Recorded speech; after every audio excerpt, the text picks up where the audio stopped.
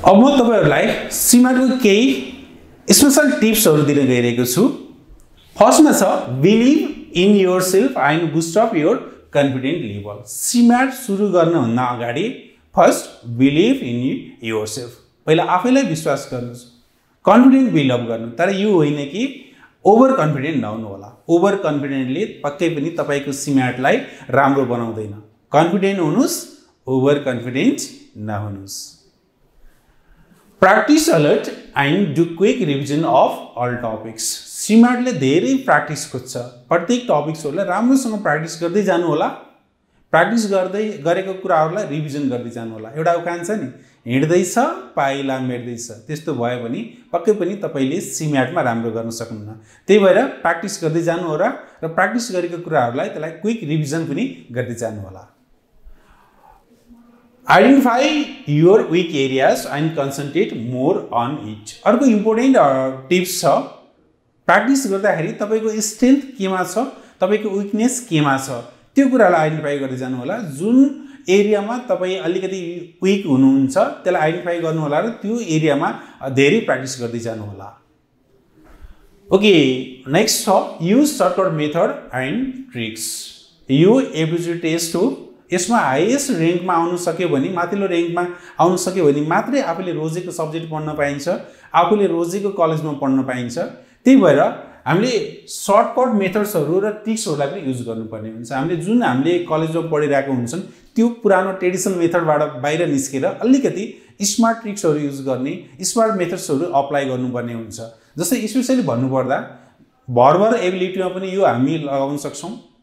Quantitative ability र logical रिजनिङमा त यो कम्पलसरी नै हुन्छ। क्वान्टिटेटिभ एबिलिटी होस् या लजिकल रिजनिङमा होस्, हामीले पुरानो तरिकाबाट पढेर हुँदैन, हामीले सर्टकट मेथड्सहरु ट्रिक्सहरु युज गरेर पढ्नुपर्ने हुन्छ। Next one is read questions carefully during the exam. यो एक्जामको टाइममा अघि नै हामीले भनिसकेका छौं, हामीले 100 वटा क्वेशन्सहरु 90 मिनेट भित्र गर्नुपर्ने हुन्छ। हामीले 100 वटा क्वेशन्सहरु 90 मिनेट भित्र गर्नुपर्ने हुन्छ। एउटा क्वेशन्सलाई हामीले एप्रोक्सिमेटली 54 सेकेन्ड हुन्छ। हामीले सर्ट टाइममा एन्सर दिनुपर्ने हुन्छ। त्यो कारणले गर्दाखेरि हामी हतारमा क्वेशन राम्रोसँग नपढिकिन हामीले एन्सर दिन थाल्यो भने पक्कै कहिलेकाहीँ कस्तो भइदिन्छ भन्नुहुन्छ भने हामीले सरफेसली क्वेशन पढ्छौं, क्वेशन सेट नै त्यस्तै गरिरहेको हुन्छ। सरफेसली क्वेशन पढ्यो भने त्यसबाट आउने टाइपको एन्सर पनि अप्सनमा आउँछ। हामी खुसी हुँदै अप्सनमा टिक गर्दिन्छौं, तर क्वेशन राम्रोसँग पढेको हुँदैन, क्वेशनले अर्कै भनेको हुन्छ, त्यसको एन्सर अर्कै हुन्छ। पक्कै पनि हाम्रो एन्सर त रङ भइयो। त्यो कारणले गर्दाखेरि क्वेशन राम्रोसँग पढेर मात्रै त्यसको एन्सर दिनु होला। Don't leave any questions. Question छोड्दै नछोड्नु होला, किनकि CMAT मा नेगेटिभ मार्किङको प्रोभिजन छैन।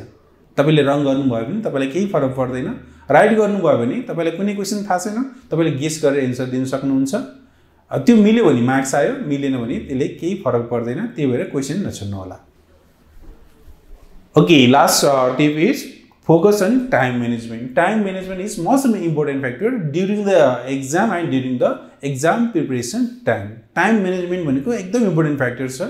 यो इन्ट्रान्स प्रिपरेसनको पिरियडमा पनि टाइम म्यानेजमेन्ट गर्न सक्नु भएन भने कुनै टपिक्स धेरै पढ्नु होला, कुनै टपिक छुट्दै जाला, कुनै धेरै पढ्ने कुनै छुट्ने गर्दाखेरि त्यसले पक्कै पनि तपाईको CMAT लाई राम्रो बनाउँदैन। त्यो कारणले गर्दा टाइम म्यानेज गरेर सबै टपिक्सहरुमा इक्वली प्र्याक्टिसहरु गर्दै जानु होला।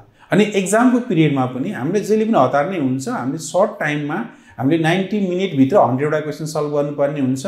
कोही क्वेशन हामीले जानेको हुन्छ, कोही क्वेशन नयाँ हुन्छ, जहिले पनि हामीले हतार नै हुन्छ। त्यो कारणले गर्दाखेरि टाइम म्यानेजमेन्टमा ध्यान दिनु होला।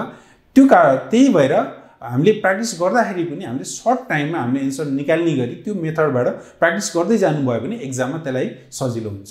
जस्तै तपाईले कुनै क्वेशन छ थाहा छ, 5 मिनेट लगाएर 7 मिनेट लगाएर एन्सर दिनुभयो भने त त्यसले त अरु टपिक्सहरु त छुट्दै जान्छ, अरु क्वेशन्सहरु छुटाउँदै जान्छ। जानेको कुरा पनि एक्जाममा छोडेर आउनुपर्ने स्थिति नआओस्। त्यो कारणले गर्दा टाइम म्यानेजमेन्ट पनि मोस्ट इम्पोर्टेन्ट फ्याक्टर हो, यसमा पनि ध्यान दिनु होला। Okay, thank you everyone.